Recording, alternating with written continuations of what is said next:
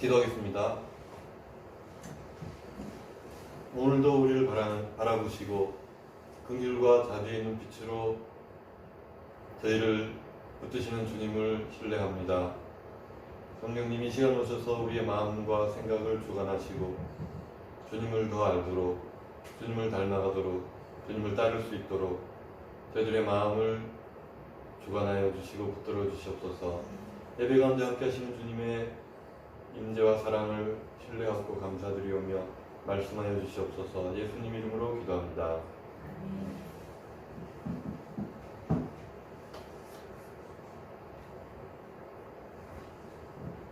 말씀 보시겠습니다.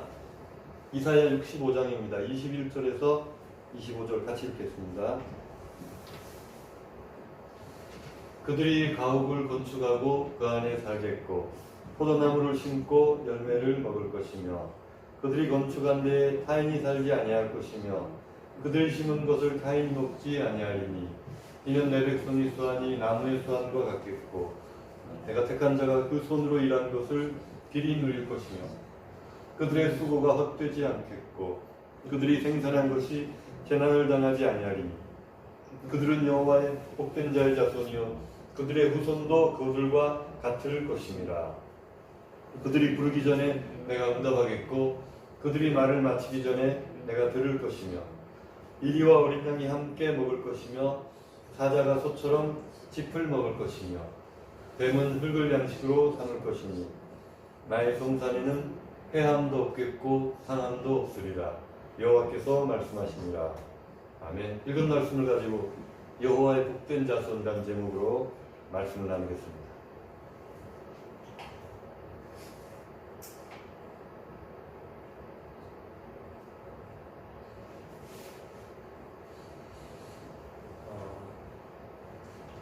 저희가 2005년도에 장유로 들어왔는데 2005년도 4월 마지막 주에 예배를 드리고 5월 달부터 이제 정식으로 시작을 했는데요. 저희가 그 앞에 있던 교회에 1년을 있었습니다. 환희교회에 1년을 있었고 2004년도에 있었고 이 말씀을 저희가 2003년 12월 송구영신 예배 때 말씀을 들은 말씀입니다. 환희교회에 저희가 1월 1일부터 심우를 하게 돼 있었는데 이제 송구영신 예배에는 참석을 하라고 해서 아마 저희가 간 것 같아요. 이사를 아마 다 맞춰놓고 예배를 참석을 했던 것 같습니다. 오래전 일이라 기억은 정확하게 나진 않는데 이 말씀을 저희가 보면서 무릎을 탁 쳤습니다. 아하, 이거구나. 근데 교회는 보통 사택을 제공을 하니까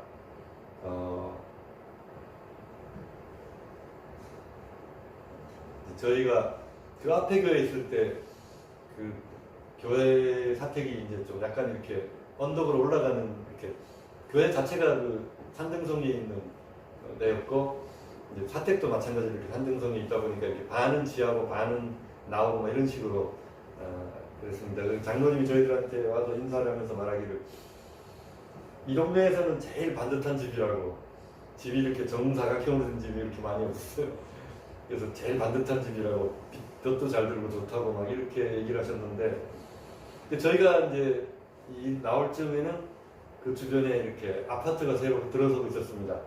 우리 예림이가 그거 보면서 엄마 아빠 우리도 저런 데 살아요. 그래서 아 그래 살고 싶은데 들어가지는 못한다. 그러고 있었는데 이제 요 한의교를 옮겨오는데 그 무슨 그린코안가 제법 그때 메이커였고 그 동네에 갔는데 저희는 거의 무슨 산처럼 이렇게 산골짜기처럼 이렇게 막 교회에서 사택으로 가려면 땀을 뻘뻘 흘리면서 한 5분 걸어 올라갔어야 됐는데 여기는 그냥 대체로 평지였고 뭐 옆에 아파트 바로 밑에 빵집이 2개나 있다 그래서 와 무슨 빵 좋아하니까 빵집이다 이러고 있었는데 또 그 밑에는 또 롯데리아가 있으니까 애들이 또 와 엄마 동네에 롯데리아가 있어요 막 이러고 있었어요. 그 약간 그래서 이 목회자들이 이제 약간 시골이나 이런 데 지방은 안 가려고 하는 것 같아요. 근데 환경이 달라지니까 아이들 교육 환경이 달라지고 좋았는데 저희가 올해는 못 있었죠. 1년 있다가 이리 왔으니까. 여기 오니까 뭐 다 아파하더라고요. 그래서 뭐 이렇습니다. 근데 그때 이제 그 사택에 그것도 뭐 보통은 한 20평대를 이렇게 하는데 그때 뭐 또 들어가면 30평대 아파트가 무슨 부교토 사택을 30평대를 그것도 약간 옛날식이어서 이 안방이 완전히 막 운동장인 거예요. 그래서 우리 보면서 와 여기는 무슨 그러니까 이 앞에 무슨 일이 있었던 거예요. 우리 앞에 있던 분이 이제 뭐 약간 작은 이렇게 허름한 데 있었는데 이렇게 그릇 넣어놓은 찬장 같은 게 이렇게 그릇을 많이 넣으니까 떨어져가지고 그릇이 다 깨진 거예요. 그래서 그 부목사님이 약간 그래서 이제 아이 목사님 뭐 이거 좀 뭐라고 우리 좀 어떻게 해주라 해서 이제 그래서 옮기는 데가 그 자리고 그리고 그분은 얼마 있다 가시고 우리가 들어가서 이제 그런 상황을 우리가 나중에 알게 됐지만 그러고 있는데 이 말씀을 딱 주시는 거예요. 너 뭐라 그러냐면 건축한 데에 타인이 살지 않는다. 그리고 심은 것을 타인이 먹지 않겠다. 근데 우리는 뭐 심지도 않은 데서 했으니까 제가 어디서 정확하게 이 부분인지는 모르겠어요. 이거 비슷한 부분이 또 있죠. 너희가 심지 않은 것을 먹겠고 짓지 않은 집을 짓겠다. 이런 가난 들어갈 때 그런 부분이 있는데 그건지 이건지 제가 막 헷갈리는데 어쨌든 오늘의 메시지 포인트는 그거랑 조금 다르니까 어쨌든 하나님께서 우리에게 뭔가를 이렇게 주시겠다는 사인을 보냈어요. 그래서 야 좋다 이러고 있었어요. 우리는 그게 이제 뭐 사택 해결되는 정도로 생각을 했는데 그리고 1년 딱 지났는데 이제 기도원을 갔더니 원장님이 저보고 그래요. 개척을 해보지 않겠나 그래서요. 그래서 아니 개척도 교회에서 지원을 케이스가 두 가지입니다. 교회에서 지원을 해주거나 아니면 자기가 돈이 많아서 자기 돈으로 하거나. 그런데 우리 뭐 개척을 하려고 이제 알아보는데 뭐 억대로 돈이 있어야 되더라고요. 그때는 뭐 저희 뭐 부교육자 생활하면서 마이너스 맨날 이런데 억대가 됐습니다. 그래서 그때는 상상도 안 가는 상황이었고 일단 하라니까 믿음으로 다니긴 했습니다. 다니긴 했는데 뭐 유람다녔지 그걸 뭐 부동산 가서 이렇게 보여달라고 해서 보고 나왔지. 계약을 하려면 계약금이 있어야 되는데 뭐 아무것도 없는데 그러고 있었어요. 그런데 이제 어떻게 이제 이 사랑하는 교회하고 연결이 딱 돼가지고 저희는 그냥 들어오면서 우리는 몇 억은 소요된다라고 생각을 하고 있었는데 그냥 몸만 들어왔으니까 깜짝 놀랐죠. 아 역시 공짜로 들어오는구나. 이게 하나님 하시는 거구나. 그래서 이제 그때는 모르고 또 지났죠. 모르고 지났고 이제 그때 막 6개월을 저희가 양산 쪽으로 개척을 하려고 양산을 보고 다녔는데 이제 그때는 애찬이 태어나가지고 애찬이가 30살 때 4살 때 그때 애찬이 나무 그 아파트에 놀이터를 좋아하니까 놀이터 앉혀가지고 막 놀고 있으면 이렇게 보면 남의 아파트 이렇게 보여요. 그러면 이렇게 보면서 아, 하나님 저번에도 공짜로 주셨는데 이번에 주셔야 되니까 그러면 말씀을 안 하세요. 원래 과묵하시니까. 그러던 차에 이제 여기 왔는데 또 뭐 어떻게 임대로 해가지고 또 그냥 그래서 이렇게 하려고 하니까 뭐가 되게 잘 되더라고요. 그래서 이제 그 기도원 원장님이 계속 기도를 해주시면서 그래요. 그 원래 그 일이 되려고 그러면 그렇게 수월하게 순적하게 풀어준다고 막 땀 흘리고 그렇게 해서 하는 게 아니라고. 그래서 그때는 아 그런갑다 뭐 복 주시려면 그런갑다고 생각했는데 지금 생각해보니까 그래요. 타인이 살지 않고 심은 것을 타인이 먹지 않는다. 이게 무슨 얘기입니까? 땀을 흘려도 그 대가를 못 받는단 말입니다. 우리나라에서 이렇게 좀 배관공 이런 거 하면 좀 약간 3D죠. 힘든 직업들 그런 거 되잖아요. 근데 저 어디 얘기 들어보면 캐나다 같은 데 가면 배관공이 굉장히 이렇게 우대받는 직업이랍니다.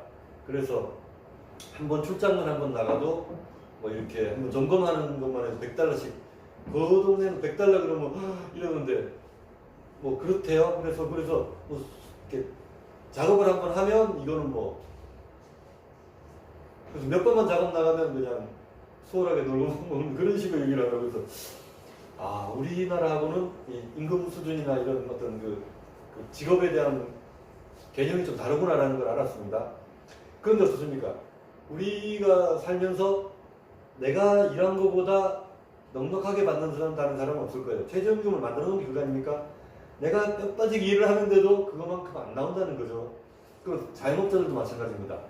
뭐 인건비가 들어가고 재료비가 들어가고 또 무슨 임대료를 내고 전기세, 소득세 이런 거 다 공과금 제하고 나면 손에 쥐는 게 얼마. 깜짝 놀란 게 어떤 중국집인데 TV에 나왔더라고요. 월 3천 정도를 번대요. 직원이 한 10명 정도? 3천이었나 하여튼 많이 버는, 우리가 볼 때는 와, 이 벌어지는 수입인데 그 사람들이 그래요. 인테리어 들어간 비용이 엄청나게 있는 데다가 몇 억 들어갔고 거기다가 직원들 월급에다가 재료비에다가 임대료도 좁은 자리라서 비싸고 이렇게 해서 다 빼고 나니까 정작 주인 손에 들어오는 돈은 얼마 안 되더라고요. 그래서 차라리 월급쟁이가 낫겠다 이런 생각을 했었습니다. 잘 돼야 그 모양인데, 그래서 땀을 흘린다고 땀 흘린 수고를 그대로 거두느냐라면 현실은 별로 그렇지 않다는 겁니다. 그래서 수고하고 뛰어도 잘 안 되는 게 우리 현실인데, 그나마 주님께서는 이게 당연한 말처럼 자기가 지었으면 거기 살아야 되고 자기가 심었으면 그걸 먹어야 되는데 안 그렇단 말입니다. 이제 어디 또 제가 다큐멘터리를 보니까 미국 간호사를 가면 국제 간호사 자격을 따서 그걸 가면 굉장히 뭐 페이가 좋다고 해서 이렇게 다큐멘터리를 봤어요. 그래서 거기 일하는 사람이 굉장히 긍정적인 피드백을 해주더라고요. 그래서 아, 이거는 좋고 우리가 일하는 그이 시급이 우리랑 아주 차원이 다르더라고요. 그래서 여기서 뭐 한 초봉이 300이다 그러면 거기는 뭐 한 2배까지는 안 돼도 많이 받더라고요. 그래서 괜찮다라는 식으로 했는데, 이제 나중에 이제 얘기를 들어보니까 그거 브로커라 그러죠. 그게 이제 여기서 그 사람을 거기 일하기까지 뭐 숙소까지 다 해가지고 이렇게 알아봐주는 그런 브로커들이 있는데, 그 사람들이 떼가는 돈이 한 3분의 1, 4분의 1 만만찮게 떼가더라고요. 그래서 이제 어느 일정 기간 그 사람들이 그렇게 해주는 대로 해야 되기 때문에 떼가는 게 많다. 그래서 제가 가만히 보니까 야, 이거 중간에 뭐 고문 재주가 버리고 돈은 누가 먹는다고 그렇구나 라는 생각을 했습니다. 그러니까 결국 이제 영어를 잘 못하고 있으면 이제 본인이 이거를 할 수 있는 수속들이 잘 어려우니까 맡기다 보니까 이제 수입에서 많이 떼간단 말입니다. 그러니까 자기가 일한 만큼 버느냐 하면 그게 또 그렇지 않다는 것이죠. 그래서 이제 제가 그런 관련 찾아보니까 차라리 국내 있는 게 낫다 뭐 이런 식으로 증언하는 분들도 있더라고요. 쉬운 일이 세상에 없구나, 다 공짜가 아니구나 그런 생각을 했습니다. 그런데 주님께서는 우리에게 이렇게 해주시겠다라고 합니다. 그러면 그런 생각이 들 거예요. 아니 그러면 예수 믿는 사람 다 잘 돼야 됩니까? 예수 믿는 사람 더 다 돈 잘 벌고 다 집 사고 다 외제차 벌리고 다니고 해외여행 다니고 그래야 되지 않습니까? 그런데 현실은 또 안 그렇거든요. 그리고 성경에서 말하는 것도 또 좀 다릅니다. 예수님이 뭐라고 하시냐면 가난한 자가 복이 있다 이 말합니다. 마태복음에서는 심령이 가난한 자가 복이 있다 이렇게 말하는데, 누가복음에서는 앞에 심령을 떼버리면 그냥 가난한 자는 복이 있다 이렇게 해요. 그리고 반대로 뭐라고 말씀하시냐면 부자가 천국에 들어가기가 얼마나 어려운지 낙타가 바늘기로 들어가는 것보다 더 어렵다. 그리고 제자들이 깜짝 놀랍니다. 반문합니다. 그러면 어떻게 누가 천국에 갈 수 있느냐 이렇게 물어봅니다. 부자 청년이 주님을 찾아왔어요. 근데 내가 선한 선생님이 내가 어떻게 영생을 얻으리까 아니니까 예수님이 가진 거 다 팔아가지고 가난한 자들에게 주고 너는 나를 따라라. 그러니까 그 사람이 재산 포기가 안 되니까 슬픈 빛으로 뛰고 돌아갑니다. 그러니까 그때 제자들이 이때다 싶어가지고 끼어듭니다. 아, 주님, 우리는 주님을 위해서 뭐 직업도 버리고 처자식도 다 버리고 몸만 따라왔는데 저희는 어떻게 할까요? 그러니까 너희들은 이 땅에서 두세 배를 받되 천국을 상속받지 못할 자가 없다라고 합니다. 그런데 그거 공수표입니다. 두세 배로 받았을까요? 베드로가 자기가 어부일에서 받는 것에 두세 배의 연봉을 나중에 받게 됐을까요? 아닙니다. 베드로는 죽었습니다. 순교했어요. 그러면 그 아내와 자식들은 그 다음부터는 어떻게 생계를 이어갔을까요? 인간적으로 볼 때는 비참한 삶을 살았으리라고 저는 생각합니다. 우리 가장 좋은 예가 독립운동.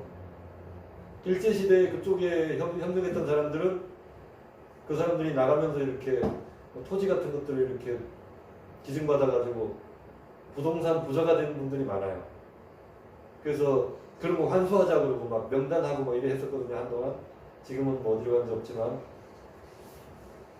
그래서 그렇게 아버지가 나가서 독립군으로 활동하다가 죽거나 투옥되거나 뭐 이렇게 아버지가 사라진 집들이 많으니까 다들 이렇게 쪼달리게 살다가 결국은 교육도 못 받고, 그래서 독립운동자 후손들 집 지어주기 운동 지금도 아마 하고 있을 겁니다.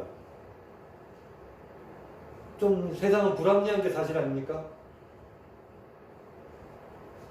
한때 우리 나라를 강타했던 번영신학, 그 번영신학 때문에 교회가 부흥한 건 사실입니다만, 그러나 시간이 지나고 살만해지니까 이제는 그 번영신학이 오히려 우리의 발목을 잡는 촉새가 됩니다. 교회는 돈 밝히는 데다, 이런 인식이 팽배하고, 교회에 다니는 사람하고는 결혼도 조심해라, 뭐 이런 루머가 있을 정도로 인식이 많이 안 좋아졌습니다. 그러나 정작 복음은 다른 걸 말합니다. 그래서 그러면 이제 혼돈이 생깁니다. 믿는 분들이. 이 성경에서 하시는 말씀하고 우리가 실생활하고 이게 갭이 생기니까 이걸 해결할 수가 없으니까 이중적이래요. 밖에서는 열심히 돈을 벌고 교회 와서는 잘못한 거 있으면 회개하고 신앙생활도 똑바로 하려고 하고, 이게 안 맞아서 삐끄덕거리기 시작합니다. 그럼에도 불구하고 우리가 한 가지 분명하게 믿어야 될 사실은, 제가 이제 처음에 간증했을 때는 굉장히 긍정적인 쪽으로 얘기했지 않습니까? 빈손으로 왔는데 이렇게 잘 됐다. 그런데 거기까지였습니다. 그리고 세월이 지금 그 20년이 흘렀어요.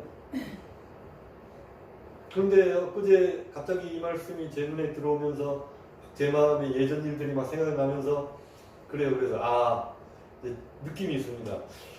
제2의 뭐가 또 시작되는가?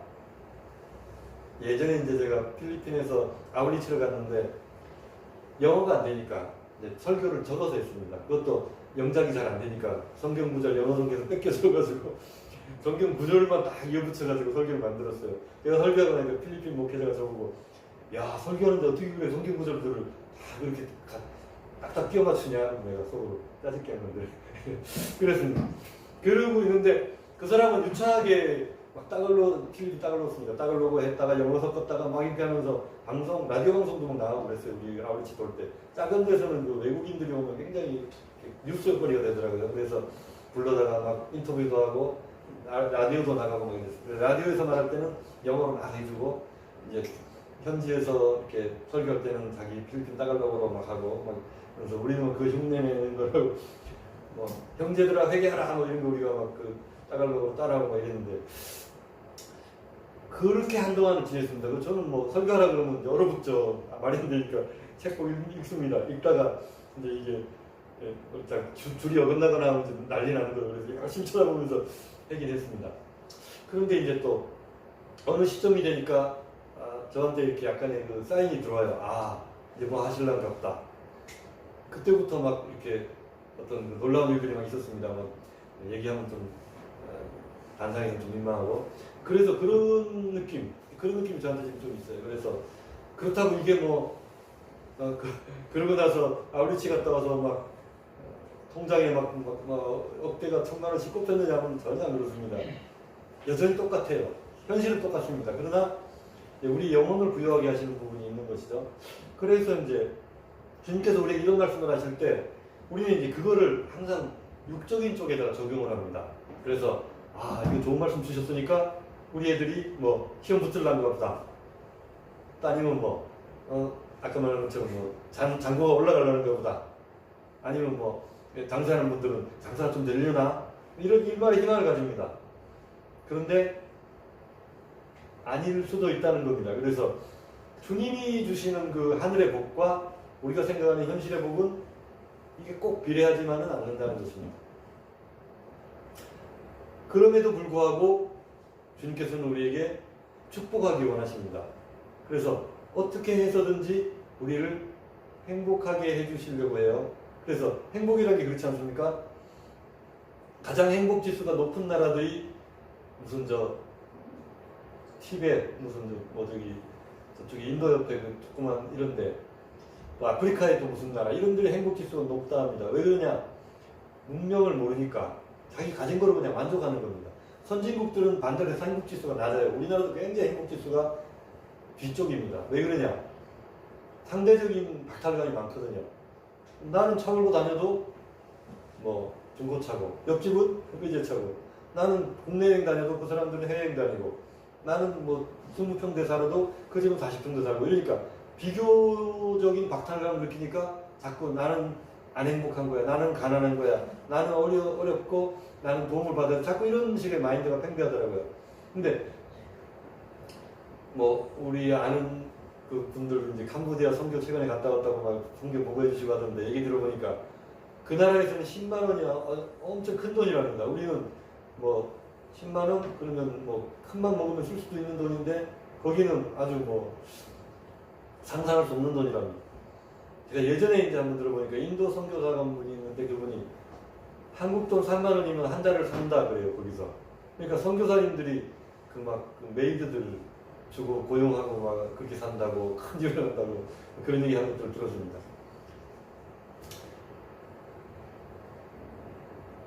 큰 집 살고 사람들 부리면 행복한가요? 라고 하면 물론 행복하겠죠. 정말 행복하겠는데 진정한 행복인가?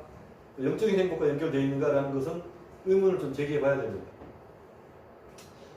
우리가 이제 동영상을 좀 이렇게 다운받아가지고 그쪽 캄보디아 그 공동체들하고 보니까 이렇게 거기는 이렇게 문화권도 다르고 종교도 이렇게 좀 이질감이 그래서 잘 안 받아들이는데 기독교를 동남아 쪽은 불교가 많으니까 그래서 이제 아예 공동체를 만들어가지고 이제 토지 같은 것들을 이렇게 매입을 해가지고 거기에 이제 사람들이 들어와서 살도록 그래서 비닐하우스 농사 같은 것들을 이제 그 나라에 제일 이제 잘하는 사람한테 가서 배워가지고 그 이삭 공동체를 만들었더라고요. 그리고 이제 우리 그 대전에 항상 가는 그 선교사님이 이제 그쪽에 이제 교육 쪽에 또 관심이 선생님 출신이니까 교육 쪽에 관심이 많아가지고 자기가 펀드를 만들어가지고 2천만 원 투자해가지고 막 거기를 지원을 하고 있더라고요. 그쪽에 선교사님 협력을 해가지고 우리 교회도 뭐 이렇게 하나만 한 달에 아주 적은 금액이지만 후원하기도 얘기를 하는 중입니다. 그리고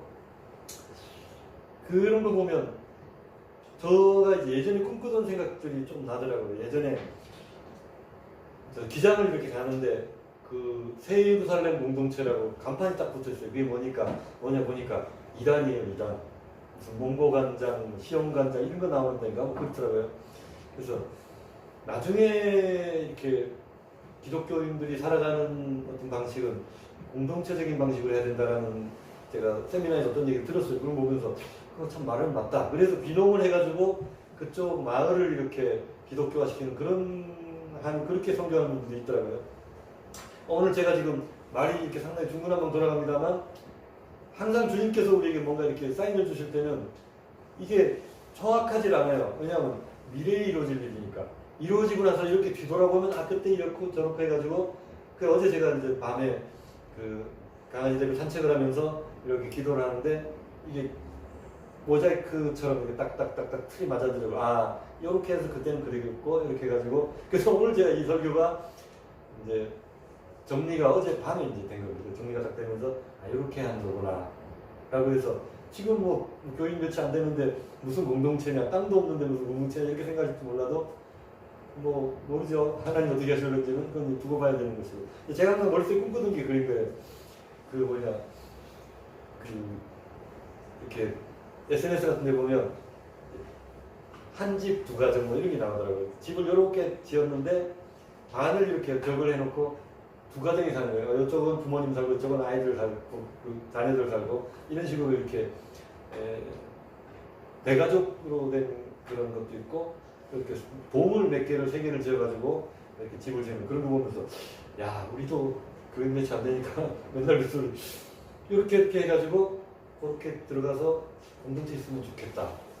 그래서 이제 지금은 뭐 다들 자기 집은 있지만 나이가 들었을 때는 같이 일할 수 있는 그런 것들로 해가지고 이런 뭐 땅이나 집이 있어야 되겠죠. 그거는 이제 꿈이죠. 그래서 제가 가진 꿈이 그렇게 해가지고 같이 이제 아침 먹어서 예배드리고 그다음에 이제 뭐 땅 파다가 점심 먹고 나서 또 뭐 쉬었다가 뭐 저녁에 이제 잠들기 전에 간단하게 또 예배드리고 잠들고 그런 삶을 살면 좋겠다.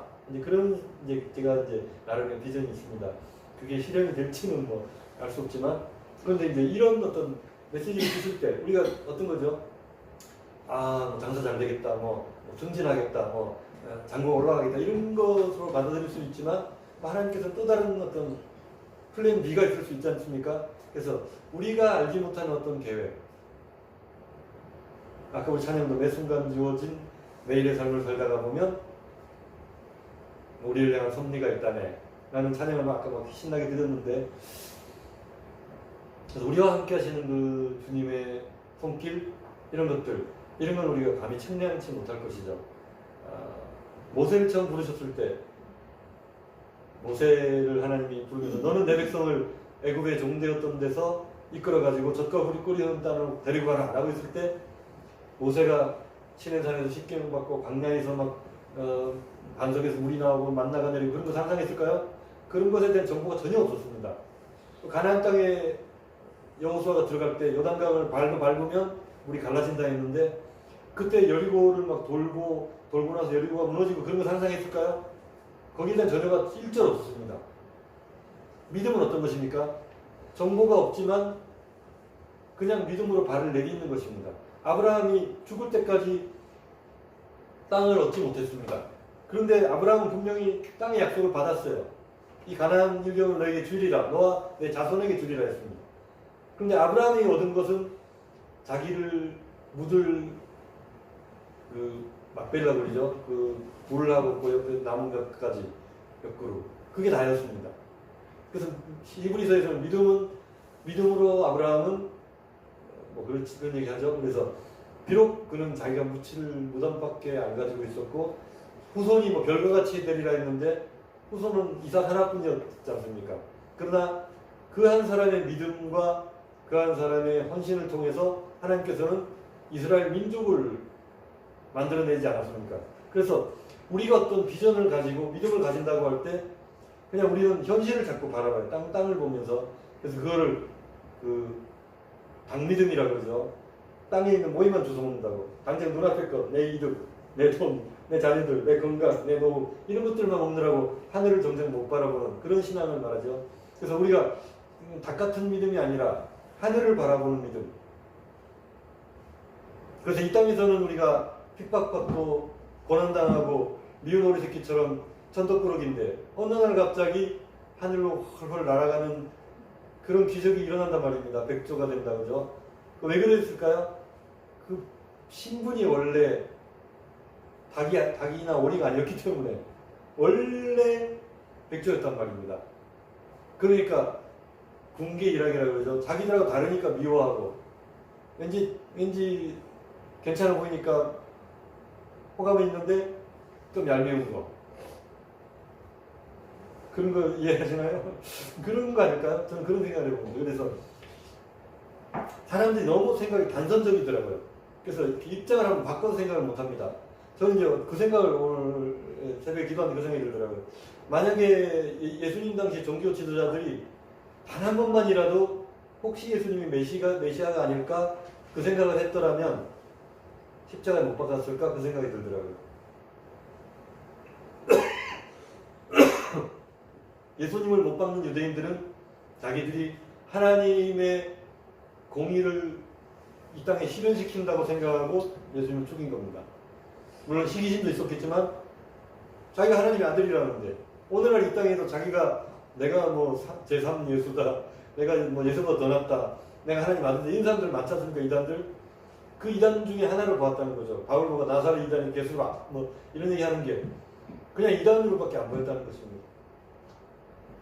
지금 어떤 유대의 젊은 랍비가 자기를 경전을 다 탈탈 다 외운대요. 통째로 다 외운대요. 그래서 그 사람이 메시아가 아닌가 이런 뉴스가 나왔던데 예수님은 그들에게는 아직까지도 그냥 형장 예술로 사라진 이단자에 불과합니다. 잘해야 선지자고. 선지자라면 인정 안 할걸요?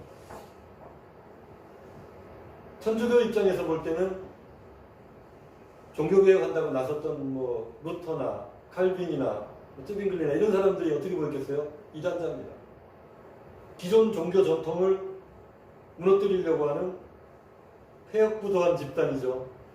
그런 사람들이 많아지면 천주교라는 큰 집이 무너져 버리니까 그래서 그들을 출교하고 죽이려고 했던 것이죠.